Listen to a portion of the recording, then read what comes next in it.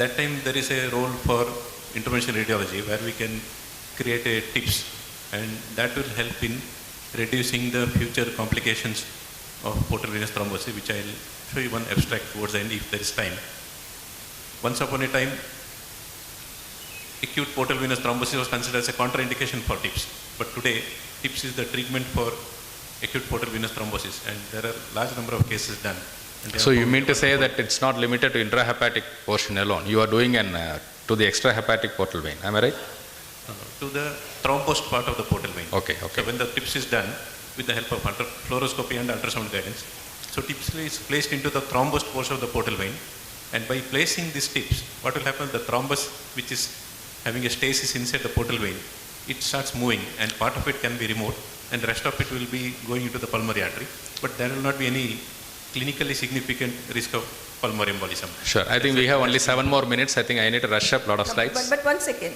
But this is a patient who's got a cavernoma. In this particular patient, would you do a TIPS? This patient has got a cavernoma, so it's obviously it is an SMV thrombosis. So would TIPS No, help? I think this probably he wanted to highlight that such a treatment is possible. No, what I mentioned, ma'am, is if this patient had come earlier, we could have done. Now it may be too late for any radiological intervention. Any surgical intervention possible at this point of time from the audience?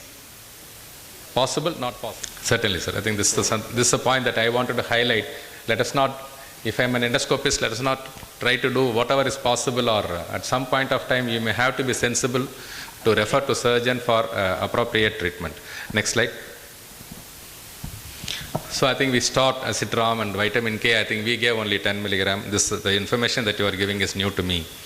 And PT was restored, hemoglobin, hemodynamics are restored, and he had only pharmacological methods for for stopping bleed, and abdominal symptoms are carefully observed. And I think the OJD did not show any new findings from whatever we had recorded earlier. And we did glue first, and then we rescoped after 48 hours. We showed extensive esophageal candidiasis. Madam, one line. Do we proceed with AVL at this point of time or hold it back? Next. I think I'll treat the candidiasis ahead and then manage it. Sure. Next. So he had EVL with Wilson-Cook speed bands. Now, are there differences? We have an interesting answer from ma'am on this. Next. Yeah, but I took Dr. Ravi's help. Where's the table? There's a table, I think, comparing the two. Yeah, next. Yeah, what was mentioned to me was we have these two types. One is the Boston and the other one is the Wilson-Cook. So apparently it appears that Wilson-Cook does not completely encase the vessel when you suck in. So probably the ulcer rate is likely to be higher with this. But I have no personal experience, and probably the others in the audience can give some explanation on this. Sir, your opinion, sir? Used both the bands, but I would not say earlier Wilson-Cook had an initial band system which was withdrawn, and again, the other one, Boston, Yes. they withdrawn again, they introduced a new system. Currently, I'm using only the Cook. I'm not frequently using the Boston Scientific. Maybe I'll ask Ashok. Actually, we are also using Cook. Boston has now come in with a new system. So I think once we try that, we can say, but I'm not very sure whether this is true or not. I think here after 5th day or 7th day or 10th day, I think the degree of ulceration has been very less, and probably my experience is only to 2 or 3 patients. Next. Is there a need to start on anticoagulants? We have controlled the bleed, we have done the glue injection and all these things. Can we allow, the patient is currently asymptomatic for mesenteric vascular ischemia. Should we start on or hold it back? If we are starting, when do we start? And will target INR at this point of time be different? The SME currently repeat is... Doppler. Repeat No, Doppler it's the same ma'am, it's so collaterals. It thrombotic. Next. It all depends on what was the risk factors in the patient, and what was the severity of thrombosis, and how long he had anticoagulants before. Probably the patient had already, there are no serious risk factors, and if there is no active risk factors now, and the patient already had a reasonable amount of anticoagulation with a bleed which may be a massive life-threatening, I would definitely think of even stopping the warfarin. And in case the risk factors, previous risk factors were very high, we would definitely like to bring down the INR therapeutic target. Next one. Next slide. So varices are obliterated, not at risk status, and follow-up OGD now. Do we need to do follow-up OGD on this patient? Is it annual, bi-yearly, 4 times a year, or only when he bleeds again? Yeah, I Next think, slide. the risk is quite low. Like, then we have these two studies where they say that following variceal ablation, the actual subsequent recurrence is 40% at the end of 2 years. So I think initial 1 or 2 years we can just wait, and then subsequently we can follow them up. Next for slide. varices. So for diagnostic OGD with an INR of 3, I think already Madam has addressed this, and the therapeutic OGD is what we have already done. So we will go to the next slide. So he is on annual surveillance and had a small volume hematochezia in 2009 with significant abdominal pain. So for small bowel imaging, I think he was transferred to Vellore and for the protraumatic workup also. Generally, it has been a principle for us not to initiate protraumatic workup. Patient is already started on heparin or oral anticoagulants. Is it true even at this point of time, Dr. Sundarkannan? Yeah, that's right. Some of you have initiated warfarin, you can't do protein C and protein S levels, and that's why they're not important protein C, protein S levels, antitrophic.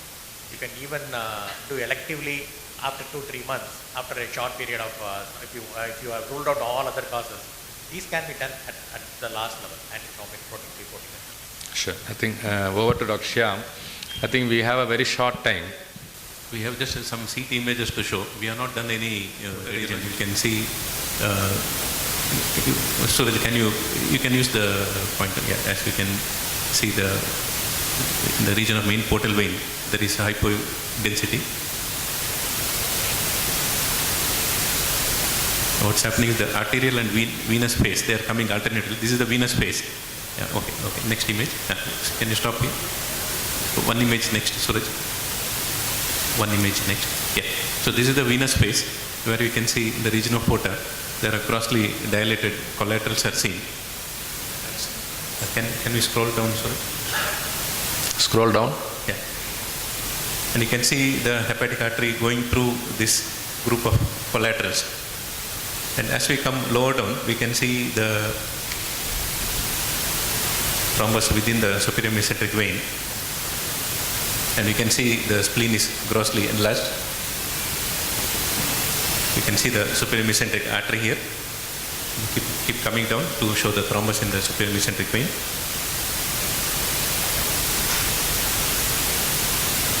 So basically this CT imaging which is done in 2009, it shows the residual changes and advanced changes of sequelae. You can see, next one please. Yeah. You can see the superior mesenteric vein now, and you can see a filling defect. Yeah. So when you look at this filling defect in the superior mesenteric vein, it's not only chronic, it still has got some kind of mass effect for the thrombus. Sure. We'll revert to the slides. Another 1 minute, I think we talk. So this is again what he has already told, and you want to re-emphasize any points? Next. Yeah, I think he is under regular follow-up. He remains stable. He probably, due to some other reasons, he was mentally upset in between, and currently he gets medicines through ICICI Bank, and there is a central government scheme for weavers. With that card, he is eligible for purchase of around drugs worth 45,000 in a year.